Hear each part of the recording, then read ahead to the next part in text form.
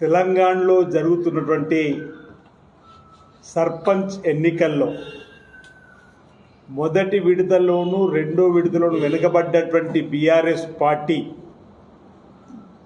రాజన్న సిరిసిల్ల జిల్లాలో కూడా మొదటి విడతలో రెండో విడతలో వెనుకబడ్డటువంటి బీఆర్ఎస్ పార్టీ మూడో విడత ఏ విధంగానైనా కనీసం నా నియోజకవర్గంలో పరువును కాపాడుకోవాలని చెప్పిన ఆలోచనతోటి పరోక్షంగా మొదటి విడత రెండో విడత ఎంపికైనటువంటి సర్పంచ్లకు ఆత్మీయ సమ్మేళనం పేరిట మూడో విడత గౌరవప్రదంగానైనా సర్పంచ్ను గెలుచుకోవాలని చెప్పని ప్రచారానికి పరోక్షంగా సమావేశం పెట్టుకున్నట్టే తప్ప ఎవరైనా ఈ జిల్లాలో నిజంగా వర్కింగ్ కమిటీ ప్రెసిడెంట్ హోదాలు ఉన్నాయనే ఆత్మీయ సమ్మేళనం ఎప్పుడు చేయాలి?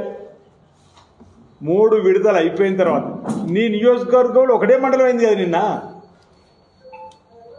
ఇంకా 4 మండలాల్లో సర్పంచ్ ఎన్నికలు 11 ఉన్నాయి. ఇప్పుడే ఆధార బాధారగా వచ్చి ఆత్మీయ సమ్మేళనం పేరిట నువ్వు చేస్తున్న ప్రయత్నం ఏంటంటే ఈ మూడో విడతలన్నా కనీసం పరువు కాపాడండి అని ప్రజలను పరోక్షంగా వేడుకోవడానికి కోసమే ఈ ఆత్మీయ సమ్మేళనం అంటుంది.